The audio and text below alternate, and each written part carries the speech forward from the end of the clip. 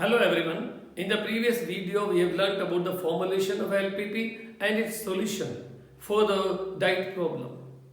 In this video we will be learning about the formulation of LPP and the solutions of the transportation problems.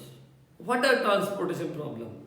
Actually, when somebody is manufacturing some of the items in the factory, these items are stored in a godown or in the factory itself or in any of the store, and then from there it is to be supplied to the market at different places according to the requirement of that, and then it is to be planned for the transportation in such a way that the items of the requirement should be sent to all the places and the transportation charges should be minimum.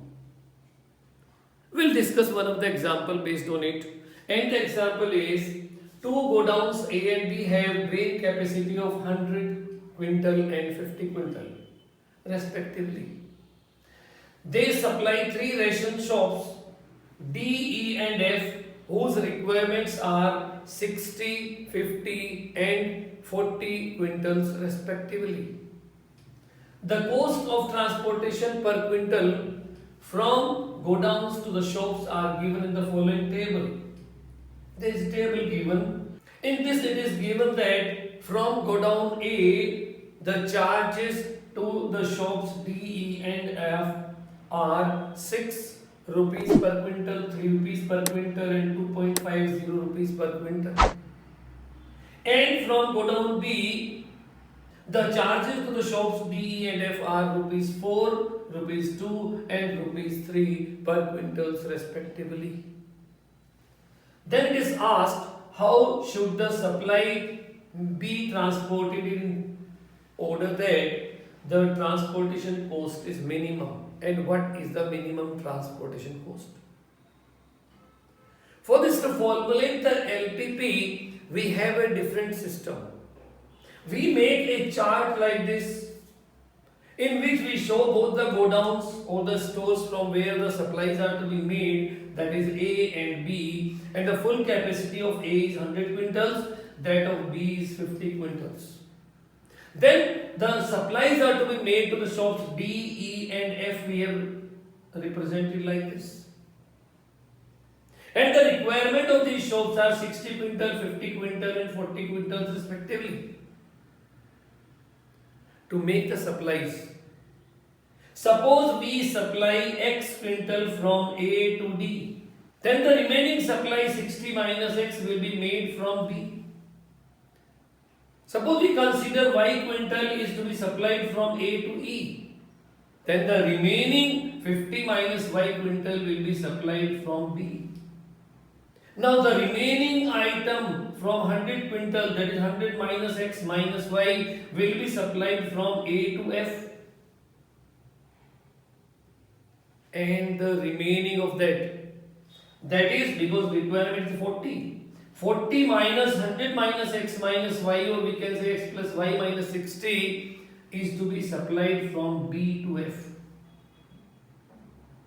By making this particular flowchart type, we get it very easy to formulate the LPP. See, before we go to the formulation of LPP, we also write the charges in the same flowchart, that is rupees 6 per quintal from A to D, 3 from A to E and 2.50 per quintal from A to F. Similarly, from D, rupees 4 per quintal to D, rupees 2 per quintal to E and rupees 3 per quintal to F. Because now this chart helps us to formulate the LPP. Now what is our objective function? Objective function is to minimize the charges. Now what are the charges here? See, the charge is, total charge is 6 rupees per quintal. We are supplying X from here, that is 6 into X, plus 3 into Y, plus 2.50 into 100 minus X minus Y. From B, 4 into 60 minus X, plus 2 into 50 minus Y, and plus 3 into X plus Y minus 60. when we simplify it, multiplying it here, we are getting 2.5x plus 1.5y plus 410. This is the value of z which is to be minimized. Now for the constraints. See, we are supplying x quintal from A to D. It means that x should be less than equal to 60 or not. Either the complete 60 will be supplied from A or it will be less than that. So we are writing here that is first constant is x is less than equal to 60. Why we are supplying from A to E, whereas the requirement of this is 50. So y is to be less than equal to 50. This is the second constant. Now 100 minus x minus y we are supplying from A, that should be greater than or equal to 0. So we can write 100 minus x minus y is greater than equal to 0, or we can say x plus y is less than equal to 100. This is the third constant. Also we can say that 100 minus x minus y should be less than equal to 40. So 100 minus x minus y should be less than equal to 40, which gives us that x plus y is greater than equal to 100 minus 40, or we can say x plus y is greater than equal to 60. This is the fourth constant. Now what are the non-negativity constants? Non-negativity constants. We can say the supplies are to be made to the different shops. It means that is to be always positive. So we can say x is greater than equal to 0 and y is greater than equal to 0. This is the complete LPP formed for this particular problem. And now we will be going for the solution by drawing the graph and then finding the corner points and also finding the value of z, which is minimum. After forming the LPP, we are to draw the graph of it. And for that we find the corresponding equation to 1. You can see corresponding equation to 1 is x equal to 60, which is a line parallel to y-axis at 60.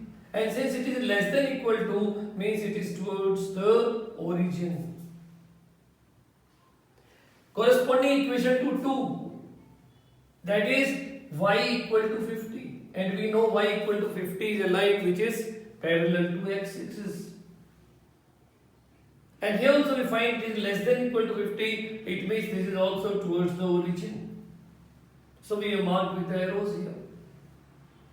The third inequality is x plus y is less than equal to 100.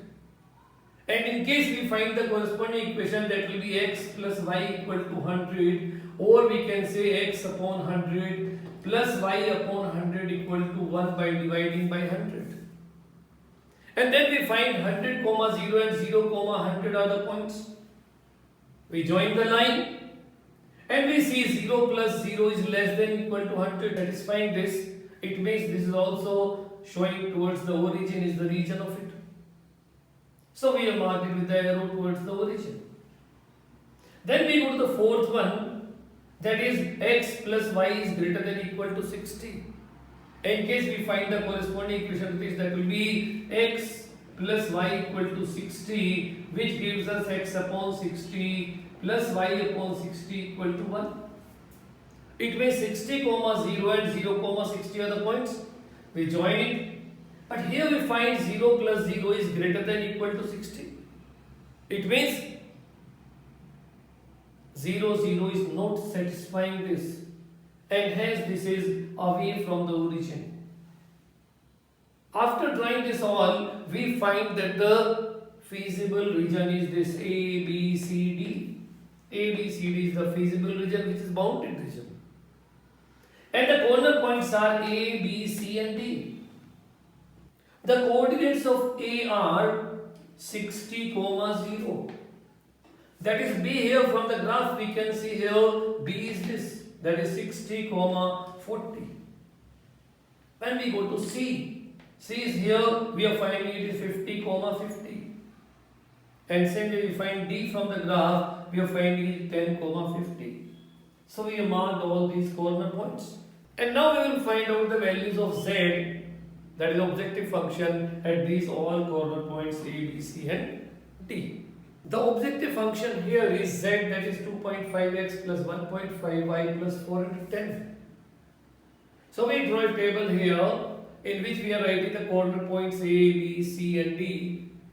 The value of x and y is the coordinates of these points, 60, 0 for A, for B 60 and 40, for C 50 and 50, and for D it is 10 and 50. We are finding the value of z at A is 560, at B it is 620, at C it is 610, and at D it is 510. So where it is minimum? Minimum value of z is 510 and that is at D. It means the minimum charges are rupees 510 and that is at D, which is 10, 50. It means we are finding here x is 10 and y is 50.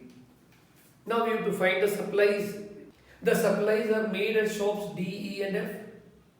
So we find here supplies from A to D, that was x, and x is 10 here, that will be 10 quintal.